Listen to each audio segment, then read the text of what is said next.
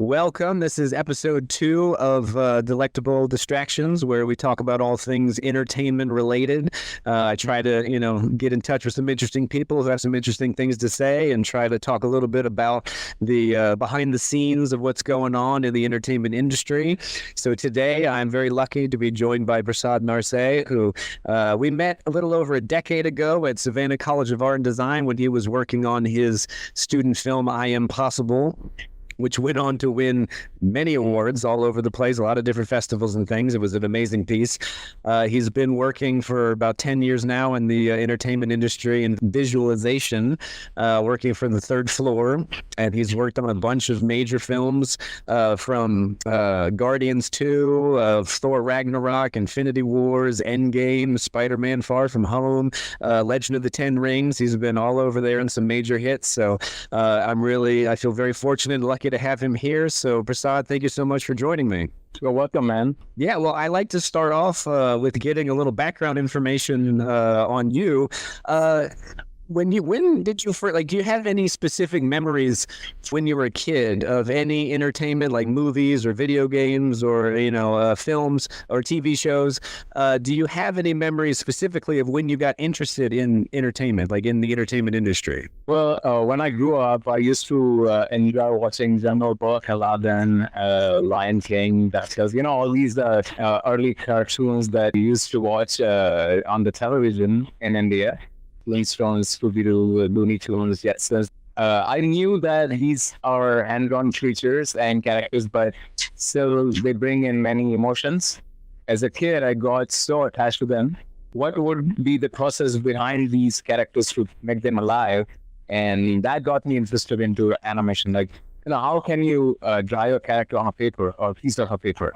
And then at the same time, we had these VFX shows running simultaneously, local VFX shows like Sri Krishna, Ramayana, all these battle scenes and Mahabharata TV shows that used to run during 80s and 90s, 1980s and 1990s, that era. These were live action shows you're talking about? Yeah, these were live action shows, yeah. Okay. But then as I grew up, when I went to college, my interest really took over with the likes of Kung Fu Panda, WALL-E, Matrix, and Spider-Man becoming my life goals. Sam Raimi's Spider-Man.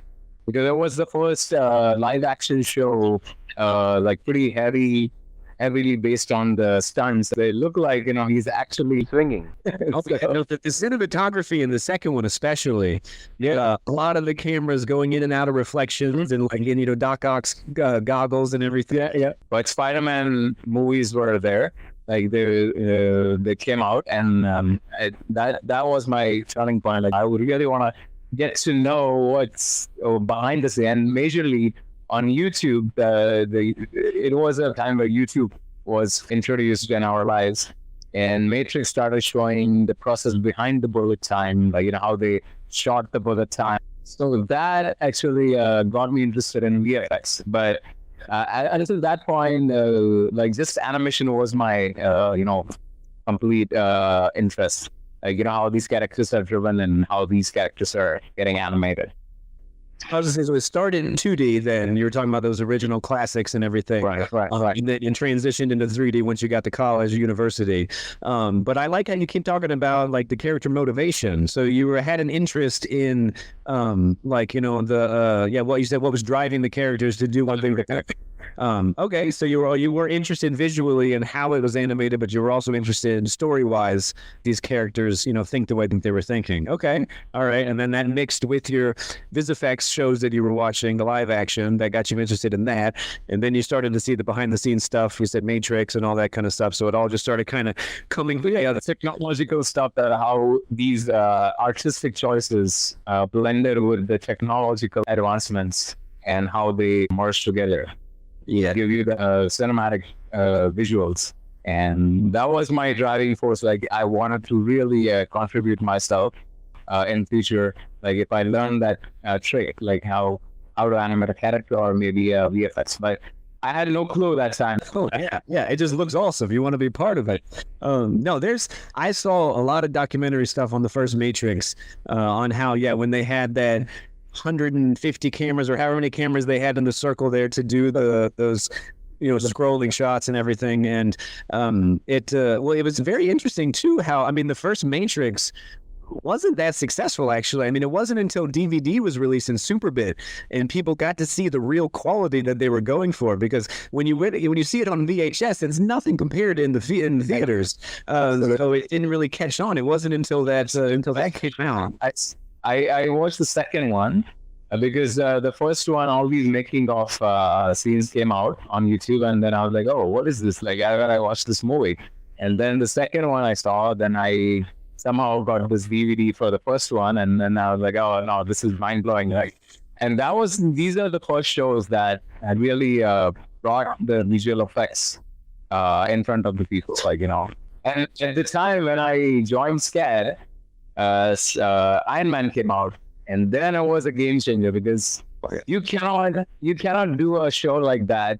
Like, even if you see any Marvel shows right now, they have heavily used CG elements. Iron Man, the first movie, it looked so much real. You start believing things like, oh, this is actually been shot, and the guy is going through all these technological stuffs, and he's messing it up in his backyard, and is trying to, make things happen. I thought was very impressive in that was when Obi is in the big suit and it opens up and he's kind of coming in, because usually I don't know much about it, but I think it's probably so hard to line that up nicely with how the body's moving in a fully, probably just rendered.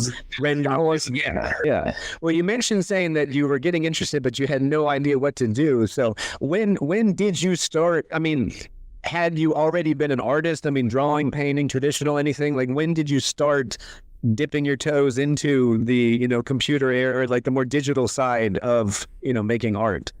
During my school days, I used to draw and won many awards, accolades, and in the local competitions, drawing competitions. But when I passed out of school, I took computer science for my first couple of years. So I used to draw as a hobby, and I never really thought that it would be my career. But after a couple of years, I applied for BFA, and that was in illustration and advertising at JJ Institute of Light Art College in Mumbai. And it was one of the oldest university colleges in Mumbai. And it has a legacy of artists and celebrities that attended this college, and they passed out, and then they became actors or directors. So I don't know like how that actually made the connection, like, because it was just drawing and advertising and illustration. So it has no connection to direction and all. But then I thought, let's dive into this school and see how I can explore my areas. So I learned advertising, illustration. I got more hands-on experience. Like, we used to basically draw on paper, not like technologically. You were not using computers, but for the final years, we used to do traditional. I mean, for 3 years, we just put our hands on paper, and that's it. And then on final year, we started using computers. But the softwares were very basic, like, Adobe Suite. Nothing crazy, Flash, like most probably for like, Flash animations and all. So, and we never really had any specialized course over there. So after that, I graduated from that school, and then I joined Supinfocom Marvelous. And they actually came to India in Pune, and they started their branch over there. So I mostly got trained in 3D modeling in 2009-ish. And then for 1 year of experience working with the modeling, I never really felt like, I need to animate, because modeling is fun. You can go on for like, hours, but when you drive something with emotions, that's what I meant for. Sorry, if I can ask, what programs were you using for modeling? Like Maya? Maya and Adobe Suite, yeah, pretty much that. So then after I finished my diploma from that school, I joined SCAD in 2010. And I took MA in the beginning. So it was just for 2 years, couple of years. And Deborah was a professor, Deborah Moshed. I think I never really had any 2D professor like John Weber or Jan Carly at that time, because it was a MA course. So all you had is like, 2D like sketching sessions, then you have storytelling explorations, and then art history. And I think I only had like 4 3D classes and 1 rigging class, and that's it. So for the final quarter of my MA program, I didn't feel like I had done or I understand the emotions, or it was just a technical animation. So the walk cycles, run cycles, that's pretty much it. So I didn't feel like, there's just one creature and biped and quadruped, and I need to learn something more. And that's when Scott Wright joined our school. And Delectable mentioned that, you should think of switching to MFA. And if you really want to do a short film, then, that's the way to go. And then I decided and called my mom, and I pitched this idea. And because the amount of payment that I had to make to the college, it was huge. But then I got some scholarships, and that eventually got me thinking about getting into animation. And then I did switch to MFA, and that was a good decision, because then I was able to make my own film, I'm possible. And Scott Wright allowed me to use shots from that film in his classes so that I can focus on my film and his lectures at the same time. And that really was a turning time for me to actually understand what animation is and how much research you have to do for just a single emotional shot. It's not just, you just go into 3D and then... I say it's very similar with 2D. I mean, I'm more 2D than 3D, but they say it's like 10 hours for 1 second of good quality of everything, the whole thing. Yeah, at least about 10 hours per second of animation. Yeah, so you got a 60-second short film that's 600 hours. It's a lot of time. A lot of that. So you mentioned Scott Wright a few times. So it sounds like he was a bit of a mentor. I mean, did you work a lot with him then? Would you say that he was a big influence? Yeah, it was a big influencer. Well, basically, if I would have to tell you, the first few classes were horrible. I started getting E's and D's in his classes, and it was not easy because he wouldn't go easy on people. It's a 2D digital class, I think. Yeah, they're tough. I mean, but that's good. You need to get your butt kicked to make sure you know what you need to do. Yeah, people used to cry in his classes, and I was like, "Oh no, that's not that. I don't want to happen that to me." And I was a fighter, and I was like, "Okay, I want to make Scott happy. Just to look at my screen, and you're saying that you just have to hear this thing from him that you're getting the point. That's it. When he says yes, that's it. You're getting the point. You're done. So now what's next? Next exercise or something like that. So I see my colleagues. I went through some counseling programs and all, and it was horrible because initially when I took quadruped, I was like, I'm not gonna do good in animation. That's not my thing. But I don't know. I am good at modeling, but that's not where I wanted to be. I wanted to move things, and I wanted to tell stories through emotions. And so Scott, I took his class every quarter. So I think that fighting took me where I am right now at.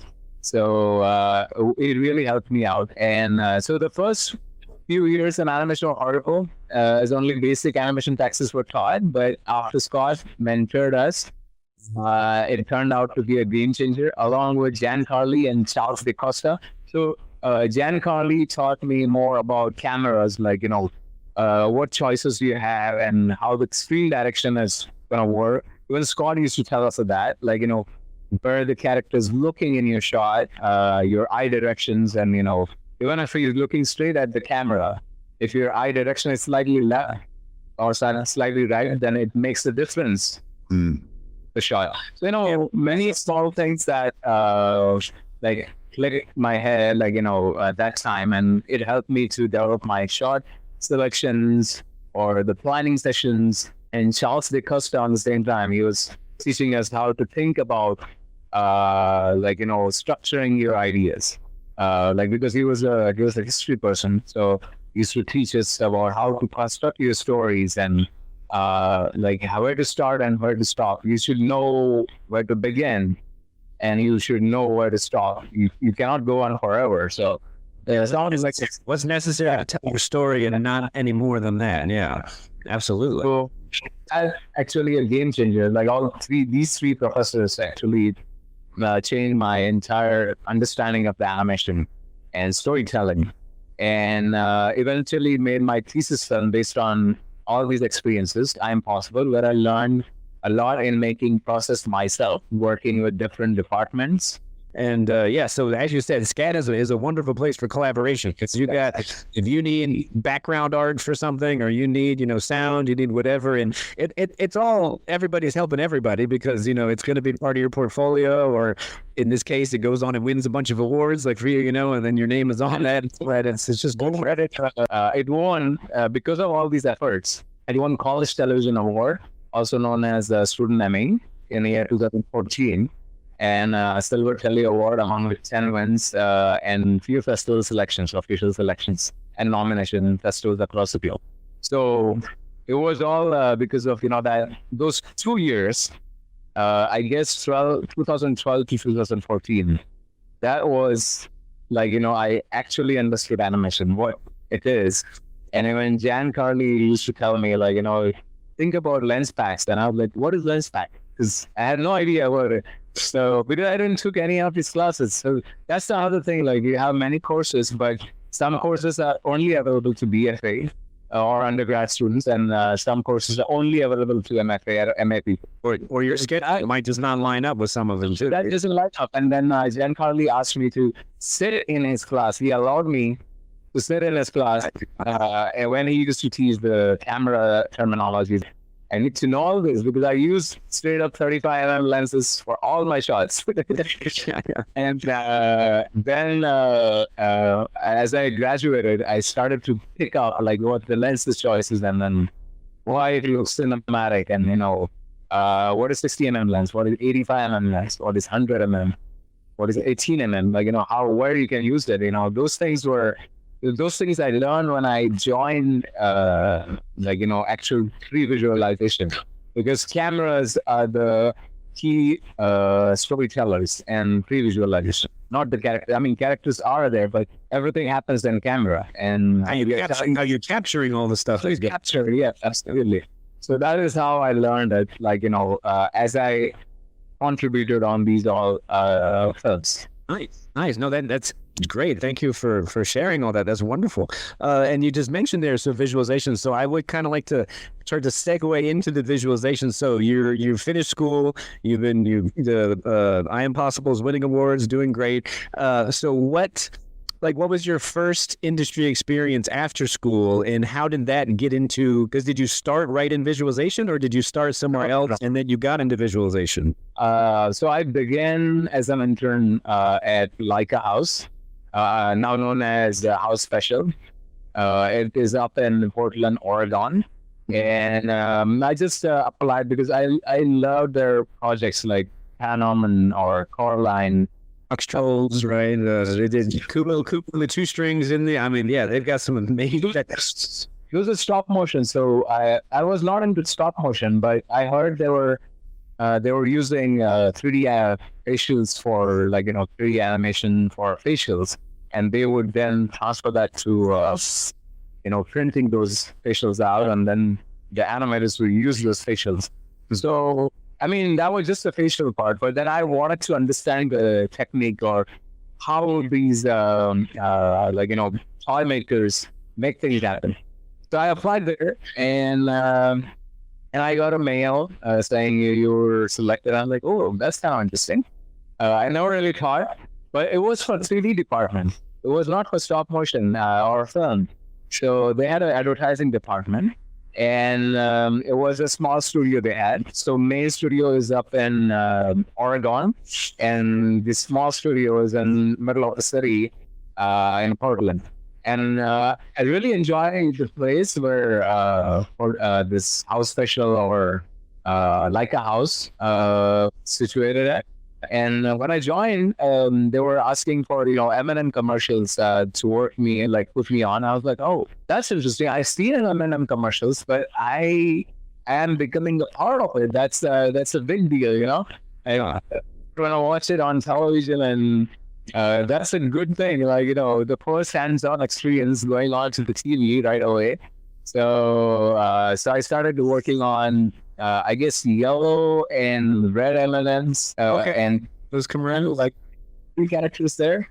And it was a live action and animation. So that is another thing, like how these things work out. Because I used to just animate, but then I started understanding the process. Like you get the final slate, and then there is no one. It's just like a cutout that they place on the cushion.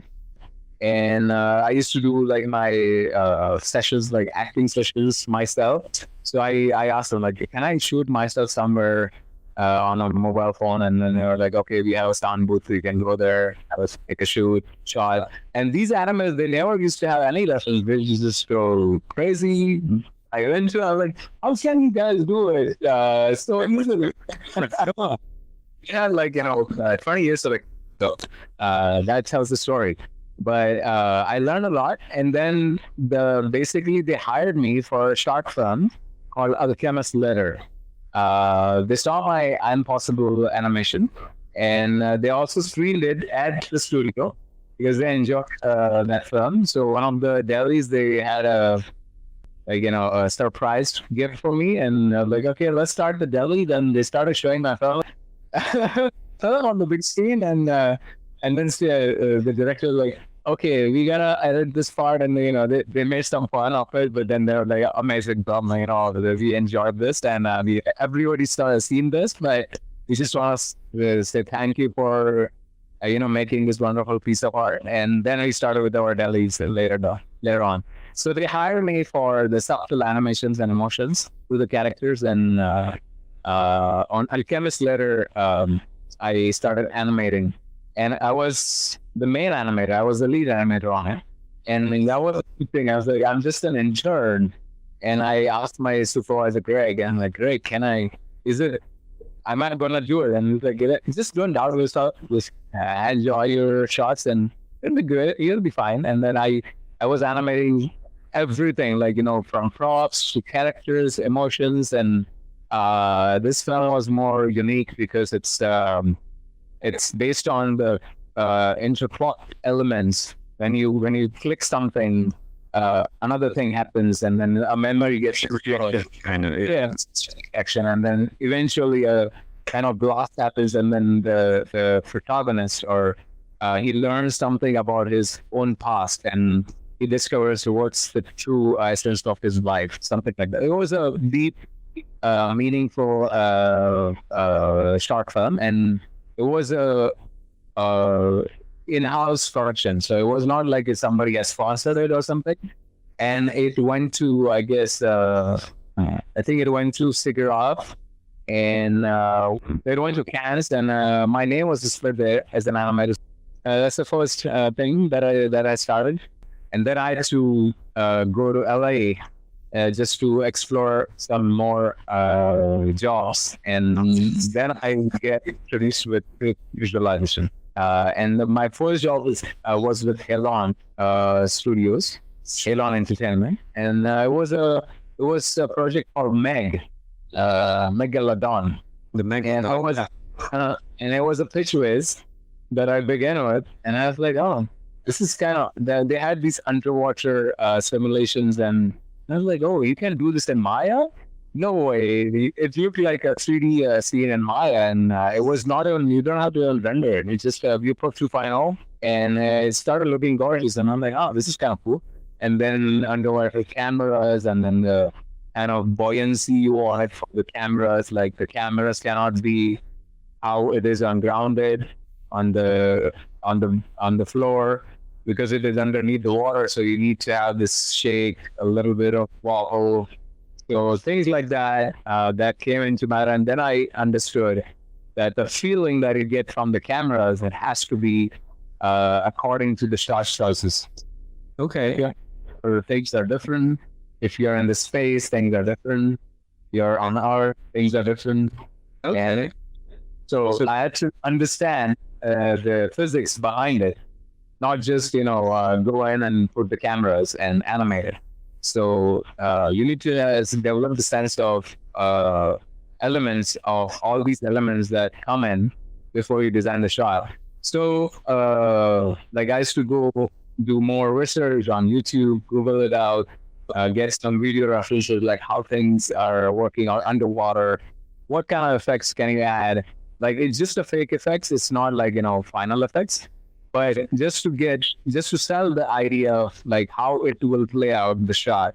Like, let's say your camera is tilting or going inside the water, then there's splashes or the cork hits or something like that that you can use to show that kind of a sense. Would you say in that sense, because I'm still not fully sure on the real, like, I kind of understand what visualization is and everything, but I'm just curious then, so would you say the visualization, because what you're just explaining about how the cameras move and the buoyancy and the shake and all that kind of stuff is in trying to relate a kind of real feel of these cameras being in this environment? Or like, in your own words, how would you explain what visualization is? Visualization is different. I was explaining about that particular that concept.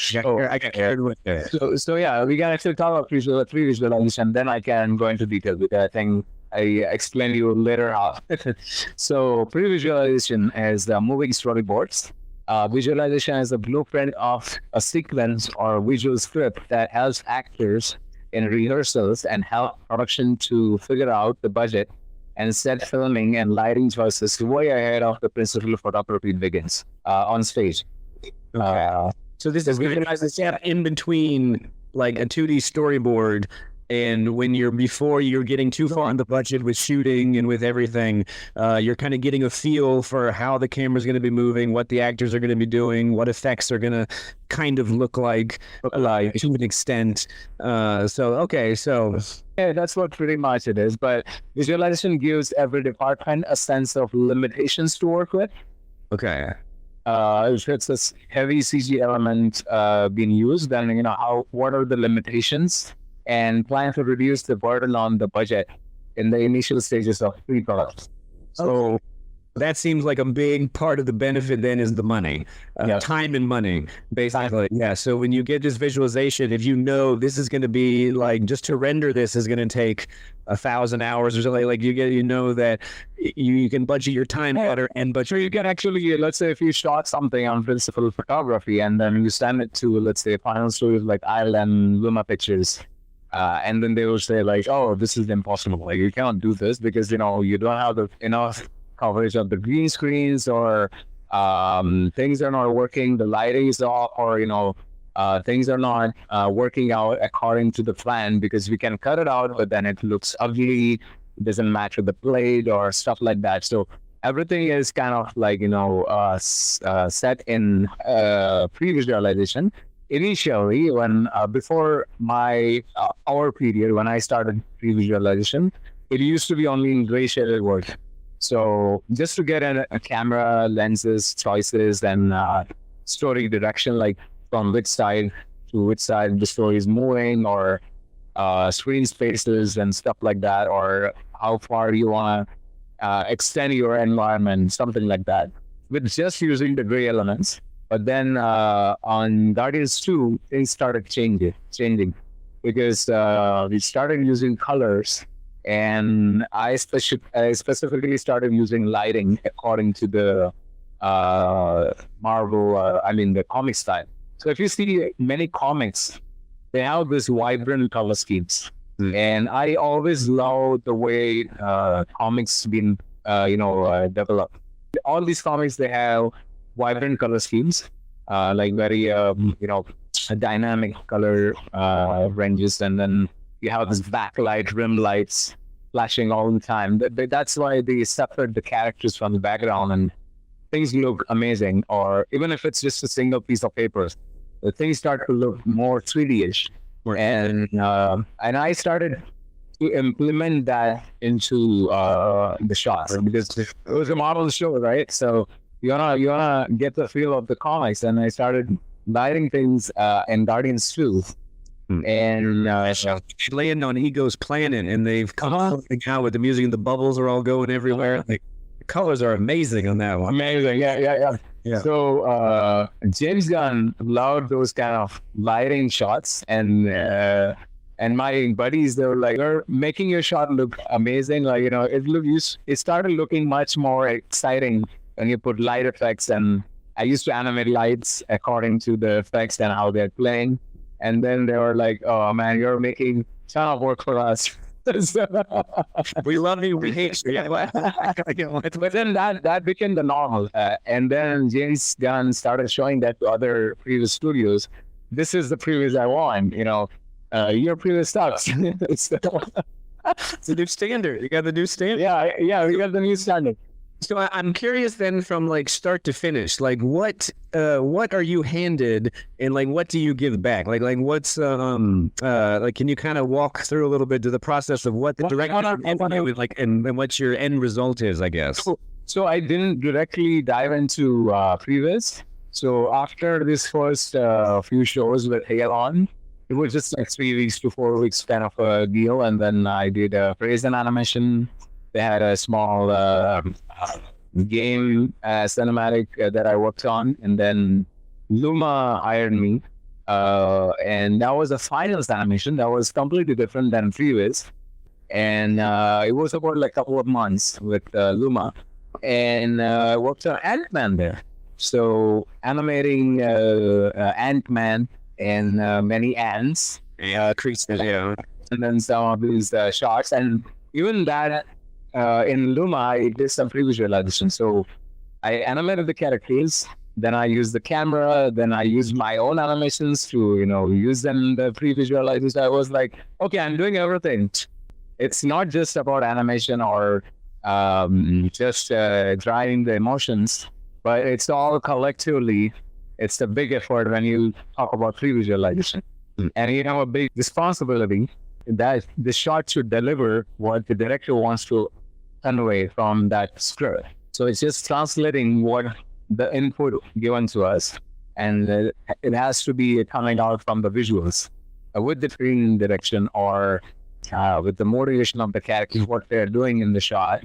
And if you think about the sequences, it is collectively that how the story is told from one shot to another, and back and forth.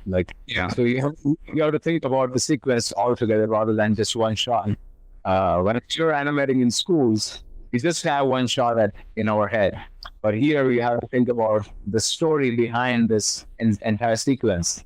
And then this shot Next together, yeah. it should fit in right in. So at Luma, I also animated on Lost Vision.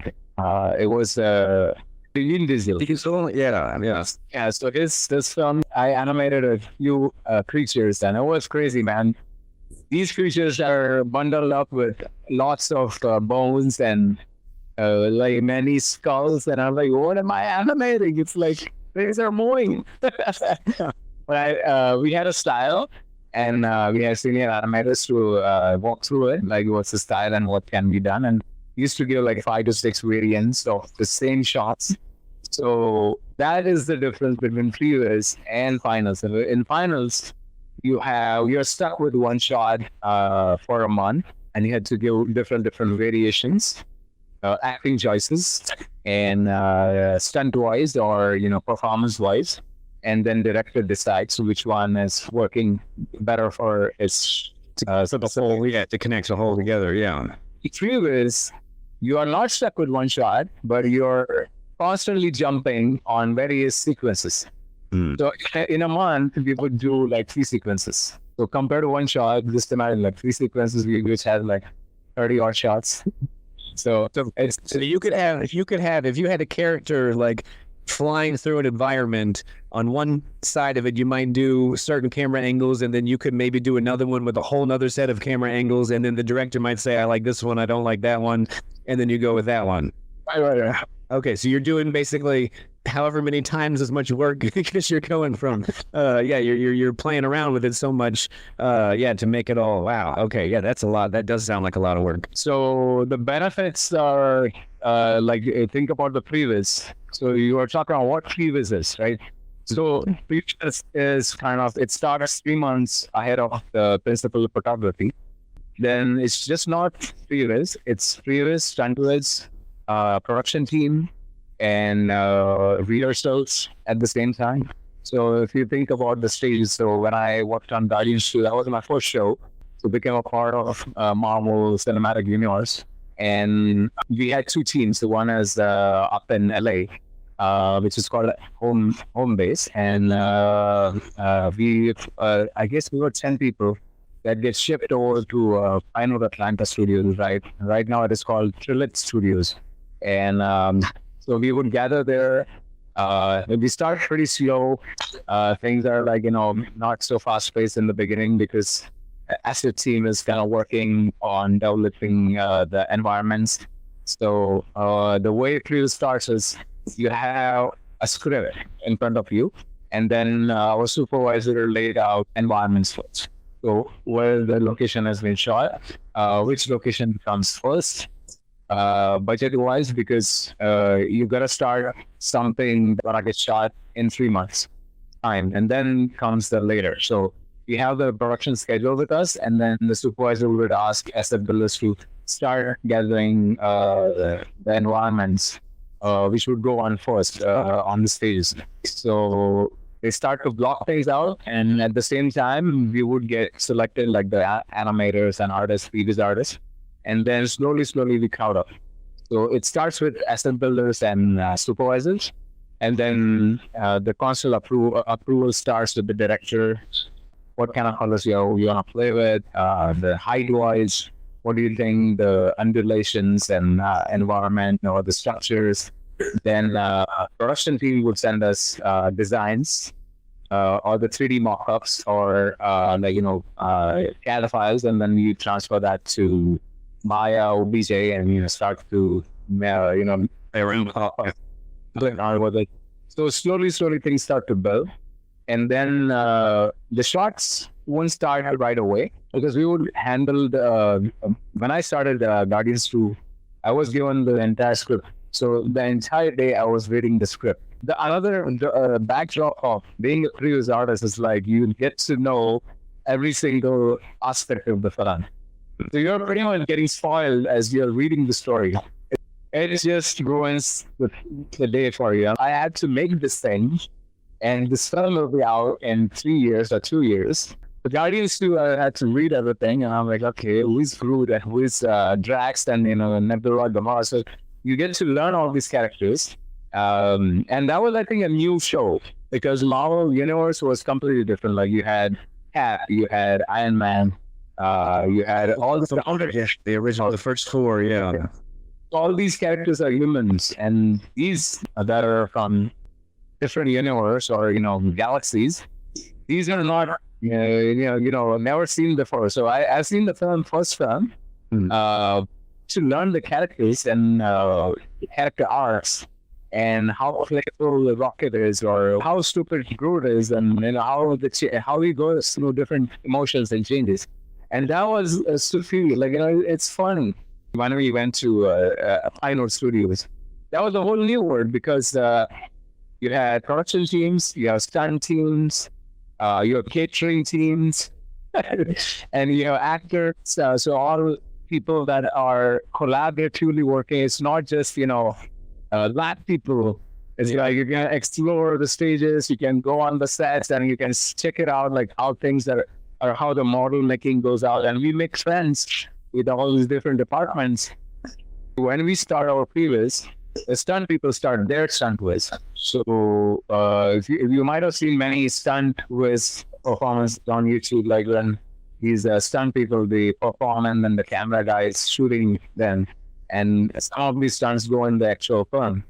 So what happens is like it's a collaborative effort, and we never get started right away in the shots. We were given like some beats to play with, and it's just like some test shots, like how can you explore Thanos and his powers? There is a new guy and he's heavy, so you have to understand the physics or the planning behind this giant guy, and he's not a karate guy. He's just gonna stand and start to smash people. So you develop the characters. So we started developing some test shots, and then send it out to our visual effects supervisor, Dan DeLee. So then he would come to our lab and then check out and have a discussion what he was looking for through a specific action pack. And then what happens, like we would do like 3 or 4 people team together. So we were 15 people there, and we would one bunch would do one sequence or stunt Viz, then another bunch would do another, third one do third. So we would produce a large amount of shots or sequences, and then the stunt team would perform something, and then they would all discuss together, like showcasing both the elements. Yeah, what's working? Right, and it would come to, okay, this is kind of working out. So I have also made a shot, but it never really made it to the film. That Thanos is in the space and he's plucking out Saturn rings and throw it onto the Avengers that are floating in the space, or they have these suits and they get crushed all over. So it's kind of a mind stone that he's playing mind game with these guys. He's actually plucking it out and then throwing it onto them. Yeah. I mean, it was fun, exciting exercises that these are just like, our exercises that we used to do in school.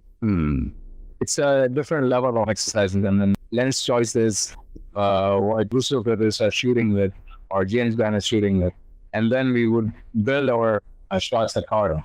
So basically we would do that test, and then that goes through the process. Director sees it, and they would pick, okay, this stunt is working out. So let's put this in our sequence over here. Let's put this one over here.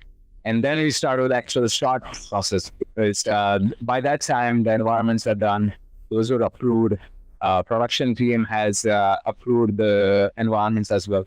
So you have to go through all these departments, and then stunt team will get understanding of how the assets are formed, and then they would design their form bases accordingly so that they can perform their stunts.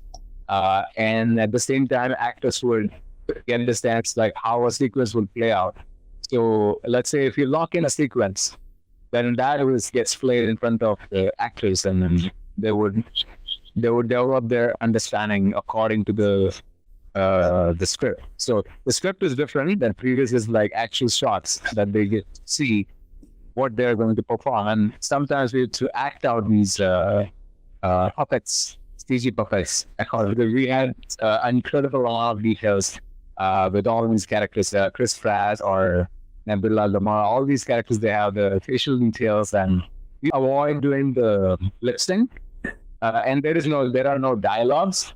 It's just like a sequence, and you just base it off of beats. So we would music in the back, just as a temp music, but then it gives you a specific understanding of like how the tempo or the pacing of the shots are going.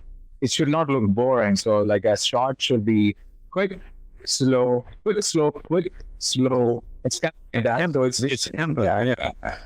It's not boring. Or sometimes you have a long shot where you have, let's say, 1 hour shot where Spider-Man is going through different fight transitions, and then he ends up, so he will fly, and then the camera will fly with him, and then it goes on for a ride, and those shots are fun. I worked on those shots, but I slowly developed my senses according to like how you can film all these shots. So there is a process behind it. It's not just CG production. You have to think about what is going on stage, and these cameras have weight. So that's another thing we learned when we go on set.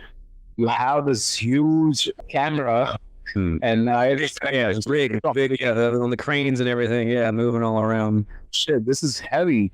So I started to think about the cameras as these are just heavy characters. It's not just you can shoot digital cameras. So we could actually get those cameras and check it out, like how heavy those are. And then you can plan your shot. Because most of the time I've seen student previous artists, and they always have wonky cameras, and things are running out of hand. You gotta calm down. Don't rush your shots, When you talk about the weight of the camera, for some reason what popped in my mind, Have you seen the third Lord of the Rings, Return of the King? Yeah, the shot when Gandalf chases off the Nazgul and he's riding back to Gondor, and the camera pans over there to see him, and it has this kind of wobble a little bit, just a very little, very subtle little wobble as it's coming around. I just remember I was like, wow, that is awesome. That is really good camera movement. It just makes it feel like it kind of, it doesn't break the wall, but you feel like there's somebody filming it, while at the same time you feel like you're just watching, that you're not in the environment. But little things like that, yeah. And I don't know if it was all 3D or if they actually, because I've seen some of the tricks that they do on stages. Like if you have a shake, let's say if somebody's punching the ground, yeah, then vibrations are gonna go away, and then the wave is gonna hit the cameraman at some point. So we would do that on Pre-Viz on purpose. So we would put our stakes and cameras accordingly. And then the stage guy, the actual cameraman, he's actually performing that little shake accordingly. And that helps the finals people to base off their elements accordingly. And the camera shake is already there. So they don't have to do some CG shake or they don't have to it's in there. Yeah, it's in there. It's not a finished project. It's not a finished or polished animation, but it gives you the sense of the details, what to look for, like for the cameraman. Okay, this is what I'm going to happen, so we have to plan it accordingly. So the green screen is going to cover this large area because we need to extend that environment accordingly. Then the characters are being placed, or let's say if there is a rig needed to be built. So in the case of Guardians 2, Nebula and Gamora, they're fighting with Ego, and they're struggling with Ego planet, and these chunks are rising, and they latch onto one of the pillars. Rising pillars or whatever, yeah, that are coming up out of the ground, yeah. Sequence. So James Gunn gave us so many stick figures. So you just start to see the round face or the round face, and a small dark eye circle is Nebula, and with a few hairs, it's Gamora. Gamora, yeah. So my super gave me 2 weeks, and I had no environment because things are changing every day. Because you see, the environment is a fractal. So nothing was fine. Like how can you design a fractal world? So there's no base, nothing. And I was like, Jim, how can I start? And like, just put a bunch of blocks and then start something. Okay, hope I'm not messing up. And what should I say? Because then we have to start somewhere. So we have to start with my origin. So I made a jump at the origin. So they jump at the origin, they latch onto one of the feathers. And that's how I planned things. And I had only cues. I had no environment. Telling you, it's a nightmare.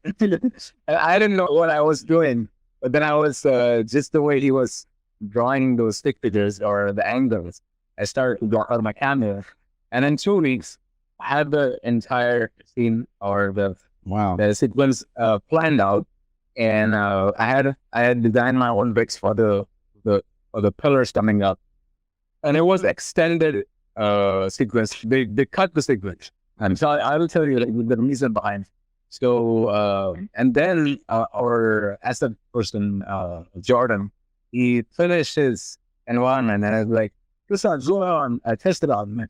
Oh man, I was just checking my cameras, and it started looking gorgeous. And then I started putting cameras and lights and everything.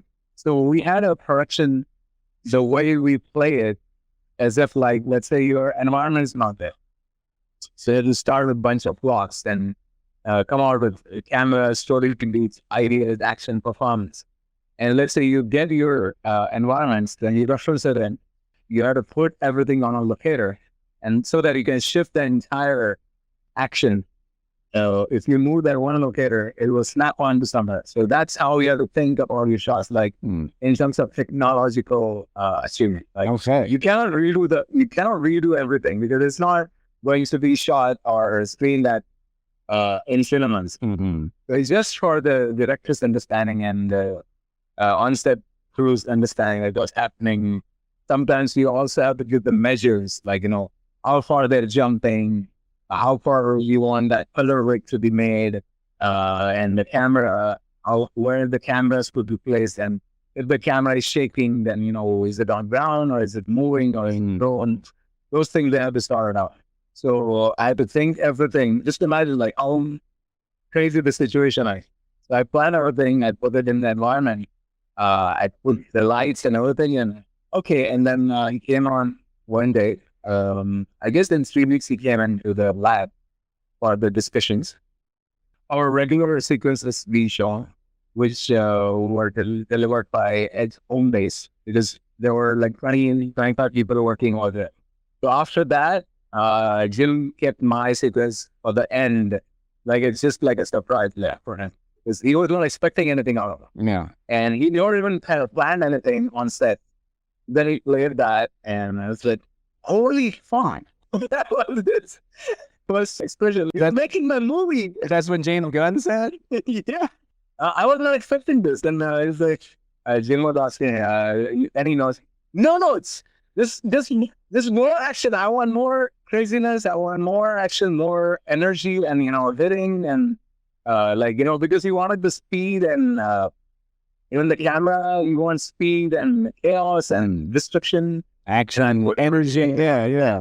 And I didn't put any effects there, like the debris colliding or things coming out. Yeah, so, there was a lot of debris. I had no notes. The camera looked awesome. Lenses are good.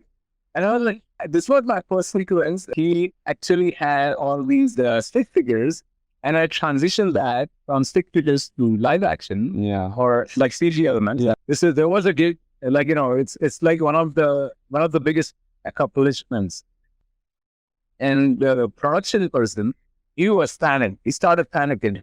And I was like, James, we can't do this. It's impossible. And it's like, are you saying that take out all these shots and make my film boring? No, this is my film, man. Like, you gotta make it happen. Because he was thinking about on stage setup. Yeah. How can you shoot this thing? Yeah. I had a crazy camera in there. And he enjoyed every essence of it. So then we did a second pass, and he approved everything. So the first pillar comes out, then they are on that pillar hanging, and that pillar starts to collapse on its own. So they're again going down, then they jump onto the other pillar that is rising, and then they on the surface. So that transition I show, but then it was hard for them to shoot. So they cut it out. And they made only one pillar. And that was the story behind. So, gotcha. And he was not happy. I see James was like, no, I want to show this entire sequence, man. This is the show. This is going to pull the crowd. I want to put it in trailer. And these are trailer shots. Like, yeah, you cannot take it out. And I was like, this is a big deal. Wow. And that was my whole show. So he enjoyed that thoroughly, that part. And then one day, I think I was hearing some with Nebula, and she looks at Groot meanly, like she's playing with Groot's mind. And she's handcuffed in the M-ship. You remember that film? Yeah. But she's like, if you care about him, you'll let me go. I'm going to go help him or whatever. Yeah. And Groot is like thinking about him. So Groot is looking out. And the forest, she is looking at Groot, and I made her look meanly. And James comes to my stage and like, man, turning Nebula really mean. Maybe I can give you the role as a Nebula. Yeah. I had a style. She said, you can play Nebula. If you really would like to, I'm like, yeah, sure, why not? Yeah, let's do it. You can wear a lot of hats. Absolutely. Wow. No, that's all great, man. That's awesome information about everything. That's I mean, I had a very small idea of what your world entailed. So no, that was, I mean, you really broke it all down very nicely. Wow. That is great. There is one last question I want to ask, and I don't know, maybe you've already answered it, because I was going to ask if there's been in your career so far the most challenging shot or sequence of scenes that you've worked on. I don't know, maybe the one with the stick figures. That sounds like it was pretty challenging. That was the first one, and then there was the second one that I almost caught up in a trouble. So it was on Endgame. Okay. And it was, if you remember, Thanos versus Doctor Strange battle in Infinity Wars, where Doctor Strange sends golden lightning. Okay. They had a one-on-one battle, and shows butterflies, and then Is this on the Titan homeworld? Is this when they're battling over the time stone? Yeah. Okay. there's a black hole that sends towards Doctor Strange, and then you convert that into all these butterflies, and then they get multiplied. Things. So that sequence that you remember, Doctor Strange sends a golden lightning towards Thanos. And that shot wasn't too crazy, but it turned out to be most challenging because of the lightning rig. So it was a technical challenge. The lightning rig I used had some bugs, and it would crash as I lost my shot for testing. And the VFX suit and the loop planned to visit our lab, or specifically the shot, and for the sequence that's presented off, I had them in 10 minutes.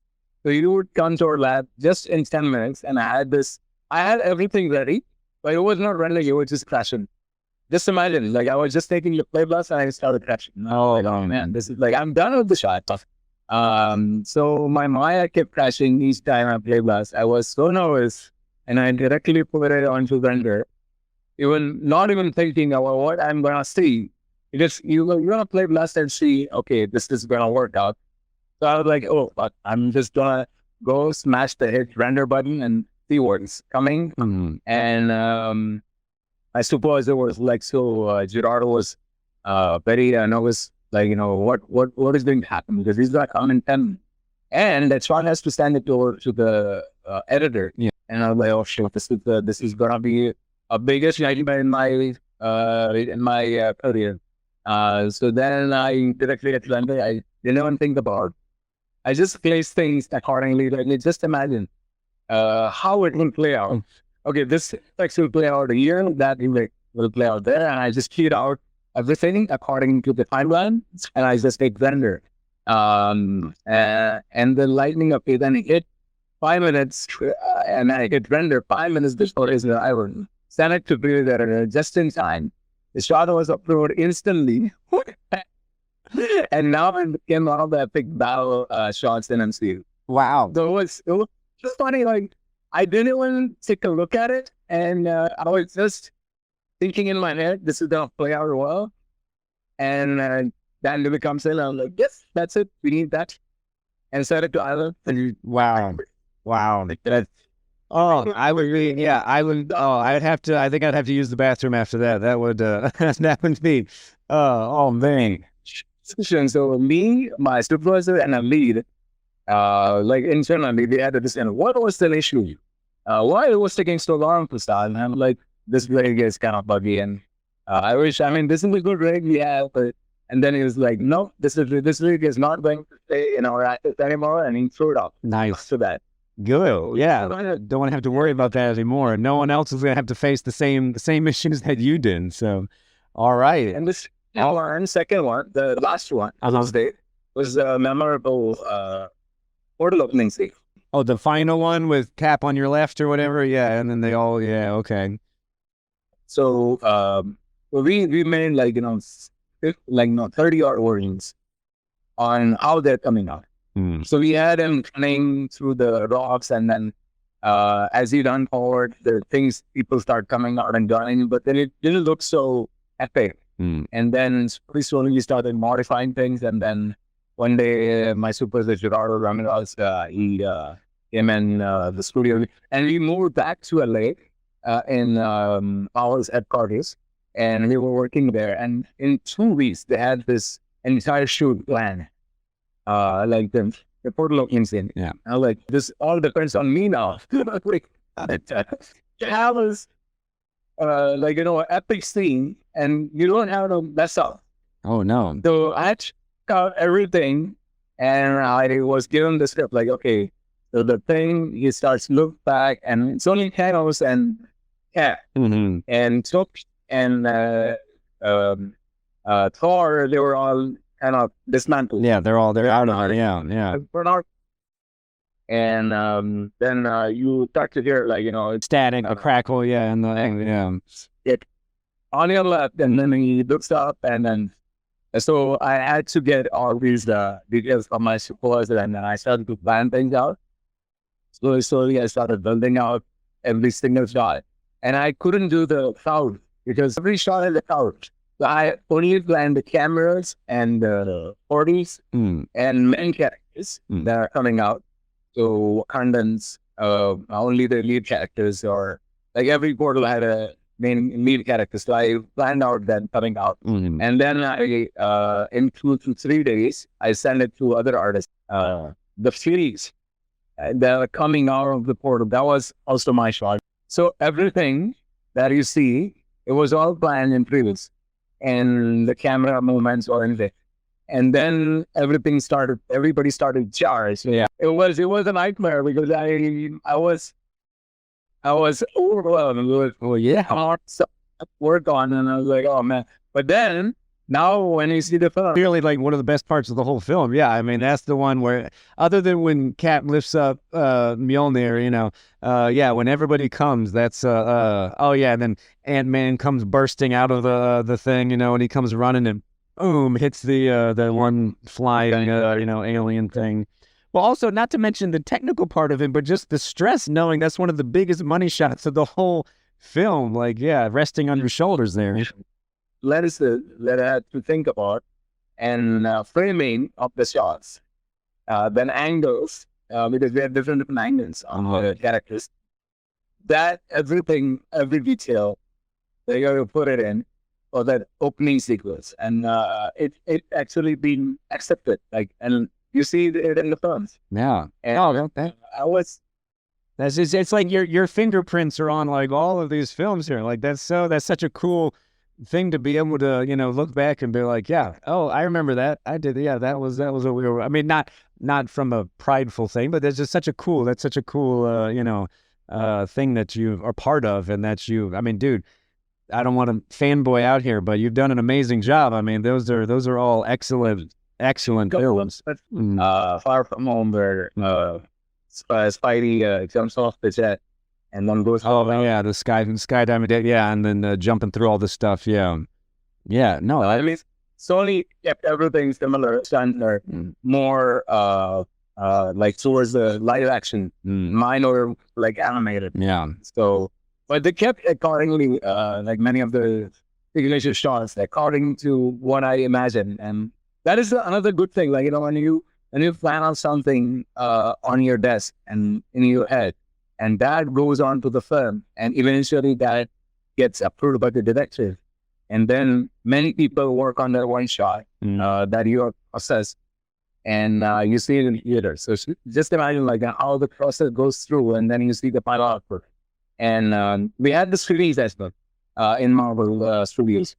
So headquarters. So Kevin Feige was there, and he was looking up all these shots, diving shots, Spider-Man, from the jet, and he was super happy.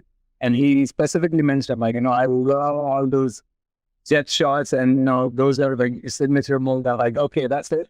So you made your point, and it looked like you're actually watching movies. So that's another thing that I put in all my shots, that I try to give as much as realism from the stunts, and just to give the sense of Roy character feel, or the physics through my shots, so that just get to stand how it would look like in actor. Yeah, that's huge. That's so important. I mean, as we've mentioned, for the whole process. I mean, to be able to see that. Along this production, we use mostly mocaps. So we heavily use mocap. We animate certain key animations, like key sections where you couldn't really plan something out. So it's a mix of key animation and mocap. Only the thing that Spider-Man is shooting wedged and swinging through the space, that you cannot have a mocap. So you have to animate and start to utilize those poses as they move on in the production, because we don't have enough time to put into animation that, you just like finish your shot. there is a time delay, then we get to finish our shots. And sometimes we get into posters. So Pre-Viz is all just puppets and cameras, visual cameras, and digital sets.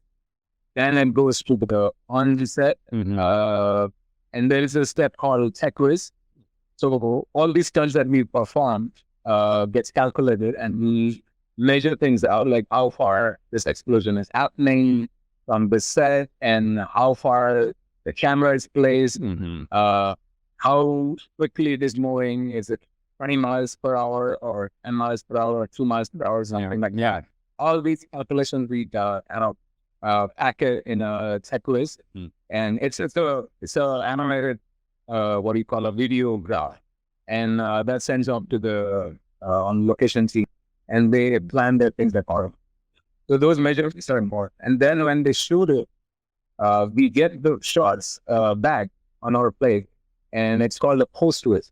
So we already had the animation, like background animation. We don't need to have the lead characters because those are already being done. Yeah, and only the part that are green screen, we take it out and we compose it with our environment. We track it, and the camera, we get the camera that has been shot by the tracking, and then we edit it in After Effects or they with the bunch of elements like effects and stuff. So that gets shipped to the final studios, and they get to see, okay, this is what we have to make it like more polished. They polish it up. Yeah. Make it look as best as they can, or as good as they can. Yeah. Nice. Okay. Well, hey man, this has been great. I feel like I've learned a lot, and I've really enjoyed this conversation to hear all the, like I said, I love hearing all this behind the scenes. And it's really been an eye opener for me. As I said, I did not know nearly as much as I thought I did about Pre-Viz, as you were able to enlighten me. So, thank you so much. I really appreciate you taking the time to talk to me and tell me all this. I feel like we've still only scratched the surface. Maybe we can have a part 2 in the near future or something. We can talk a little bit more. But really, Prasad, thank you so much. I really appreciate it.